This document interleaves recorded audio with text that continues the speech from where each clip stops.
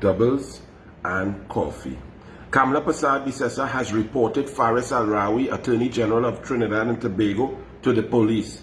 She has written a letter and made an official report to the Acting Commissioner of Police and the independent arm, the DPP, for investigation in a transaction, a purported sale of a Porsche Cayenne from Faris Al-Rawi to Roger Kewal Singh, former member of the Police Service Commission. Faris Al-Rawi and Kewal Singh have admitted in newspaper reports throughout the week that it slipped their mind, they made an error, they forgot to, or for whatever reason did not transfer ownership properly as is due under the law of the Porsche Cayenne from the owner Faris Al-Rawi to the purchaser Roger Kewal Singh. This is a breach of the law. The Road Traffic Act 4850 section 19 is very clear, and all of you citizens who have sold and purchased vehicles know that you have a specified time in which to present both the purchaser and the seller to the licensing office to effect the transfer. This is done to avert the possibility of fraud and stolen vehicles and so on, because they want to see you, they want to check your ID. It's a check and balance against fraud, car theft and so on. Faris Al-Rawi and Kewal Singh already admitted that the car has not been properly transferred. In fact, checks of the car show that it is still in the name of Attorney General Faris Al-Rawi. Faris Al-Rawi has changed her story about 3 or 4 times already. The latest one being that he wrote a letter giving some other human being the authority to transfer the Porsche Cayenne on his behalf. There's one problem. You can't do this. This under the law, that's not allowed unless in certain circumstances when you're differently abled, and as far as we know, Faris Al-Rawi is not differently abled or special needs. He may not be very bright, but we have seen no evidence that he's differently abled. He's hobbled, he walks around flexing. Or if you're out of the country, there's no evidence from reports, and he was speaking quite a lot around that time, very arrogantly, that for that period in January 2016, for 14 days, whether from the 22nd or the 25th of January, that he was out of the country for that entire period. Furthermore, the licensing department and the law allows for, even if you're differently able, that you pay $100 fee and they will come to you. It's so important. It's so critical. So it's over to the police. Now the police, this is an acid test for you.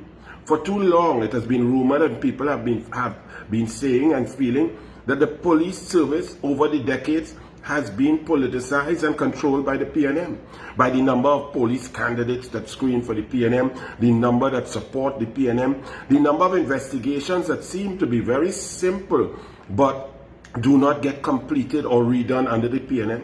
The landed issue should have been re-investigated after the technical error by the Integrity Commission, after that full report and a file was sent to the DPP. That error did not mean that the investigation was to be thrown away and done a fait accompli. It meant that they just had to start over. Was it started over? No. Where's Calder Hart? Where's the investigation? Where's the statement into Calder Hart in the simple matter that Vernon de Lima brought up, that he said under oath, which could be a charge of perjury, that was not his family who got the $369 million contract. What about the investigation into WPC Camille?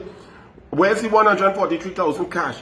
They said that she did not take it out of her bank. What she said? What did she sign on the paper? What was her statement? Where is that investigation into WPC arrogant Camille? In this circumstance, where we are in a constitutional crisis that has just begun, with the total collapse of the Independent Police Service Commission because of political interference, interface, influence, and misbehavior in public office by the executive, the government, the cabinet, and ministers. The police service must show this population now, once and for all, that no one is above the law. Or if they don't, we will know that we are in a dictatorship, that we are in a police state, that the PNM does likely very well control the police.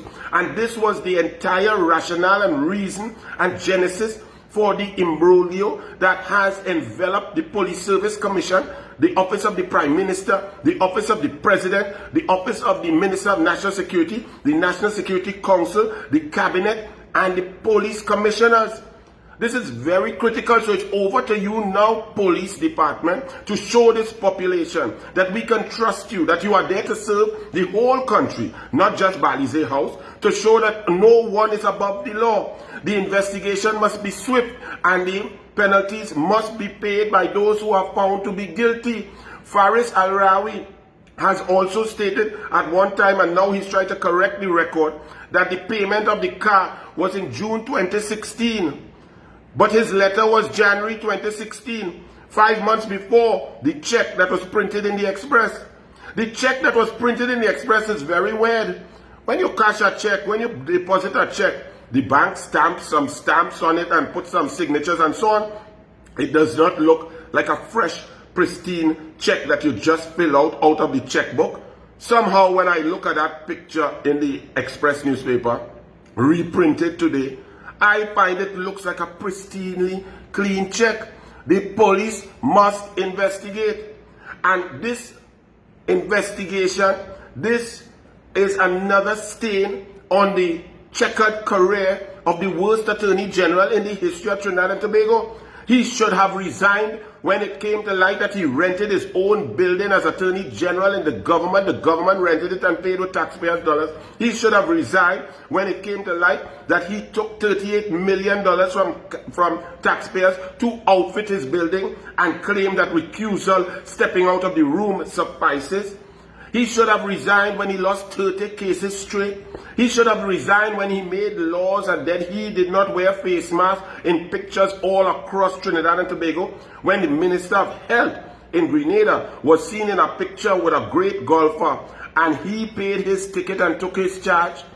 He should have resigned many times over. He should have resigned for all the poor laws that he has drafted that are confusing High Court justices all over Trinidad and Tobago, wasting precious court time. He should resign because of the debacle of his order that he brought in to try and change and control the Police Service Commission and the appointment of a commissioner which allowed political interference, delay, and created this entire constitutional crisis. And when and if the police investigate, Faris must resign as Attorney General of Trinidad and Tobago. And furthermore, he must resign as the Member of Parliament for San Fernando West.